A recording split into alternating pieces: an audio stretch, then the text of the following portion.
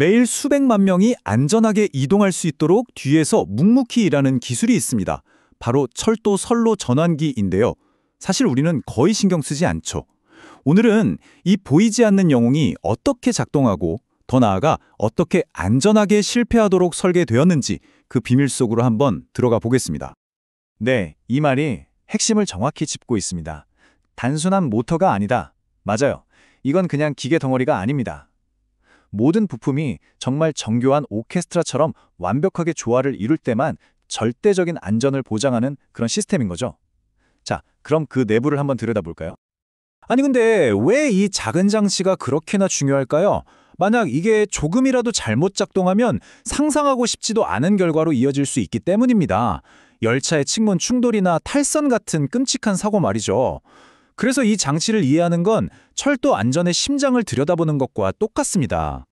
우리나라 철도에서 표준으로 쓰는 게 바로 이 NS형 선로 전환기입니다. 기본 원리는 전기의 힘, 그러니까 모터로 움직이는 건데요. 여기에 콘덴서라는 아주 중요한 친구가 붙습니다. 전기를 잠시 꽉 모았다가 한 번에 빵 하고 터뜨려서 큰 힘을 내게 해주는 장치죠. 이 힘으로 그 무거운 선로를 움직이는 겁니다. 자, 그럼 이 기계 한번 해부해볼까요? 속을 들여다보면 가장 중요한 6가지의 핵심 부품이 있습니다. 하나씩 차근차근 살펴보겠습니다. 이 6가지 부품이 진짜 한 팀처럼 움직이는데요. 첫째, 모든 힘의 근원인 모터가 있고요. 둘째, 이 모터를 어느 방향으로 돌릴지 결정하는 두뇌, 콘덴서가 있습니다. 셋째, 모터의 힘을 선로까지 전달하는 뼈대와 근육, 기계적 구동부가 있죠. 넷째랑 다섯째는 모든 게 제자리에 있는지 감시하는 눈 역할을 하는 검지 접점과 중간 위치 검출기고요. 마지막으로 모든 과정이 끝나면 선로를 단단히 붙잡아두는 자물쇠, 쇠정장치가 있습니다. 자, 그런데 이 중에서 우리가 오늘 특히 주목해야 할 부품이 있습니다. 바로 이 기동 콘덴서예요. 이 작은 깡통처럼 생긴 부품이 순간적으로 어마어마한 힘을 만들어서 기어를 돌리고 결국 선로의 방향을 바꾸는 그 첫 단추를 끼우는 거죠. 오늘 이야기의 진짜 주인공이니까 꼭 기억해두세요. 자, 그럼 모든 게 완벽할 때 이 친구가 어떻게 일하는지 한번 볼까요? 열차가 안전하게 길을 바꾸는 그 아주 짧은 순간, 그 과정을 한번 따라가 보겠습니다. 과정은 딱 3단계로 끝납니다. 아주 완벽하게요. 첫 번째, 기동. 관제실에서 명령이 내려오면 콘덴서가 힘을 모아서 모터를 깨웁니다. 두 번째, 전환. 모터가 힘차게 돌면서 선로를 정해진 위치로 쓱 밀어내죠. 그리고 마지막, 완료 및 잠금. 선로가 제자리에 착 하고 달라붙으면 물리적인 잠금 장치가 철컥 잠기고 이 모든 게 확인되어야만 비로소 열차의 초록불이 켜지는 겁니다. 근데 놀라운 건 말이죠. 이 모든 안전 확인 절차가 단 2.5초에서 4초, 정말 눈 깜짝할 사이에 이루어진다는 겁니다. 엄청난 속도와 정확성이죠. 이 시스템이 이렇게 안전한 비밀, 그건 바로 이중 확인에 있습니다. 보세요. 선로가 완벽한 정상 위치에 있으면 2개의 N 센서가 동시에 켜져야만 합니다. 반대 위치라면 2개의 R 센서가 동시에 켜져야 하고요. 만약 둘 중 하나라도 신호가 안 들어온다? 그럼 시스템은 바로 뭔가 잘못됐다고 판단하고 절대 안전 신호를 보내지 않습니다. 한치의 오차도 허용하지 않는 거죠.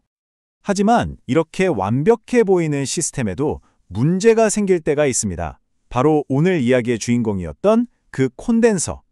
이 녀석의 힘이 시간이 지나면서 점점 약해질 때죠. 여기서부터 이야기가 완전히 달라집니다. 콘덴서가 힘이 빠지기 시작하면 이 기계는 우리한테 신호를 보내요. 나 좀 아파요 하고 말하는 것처럼요.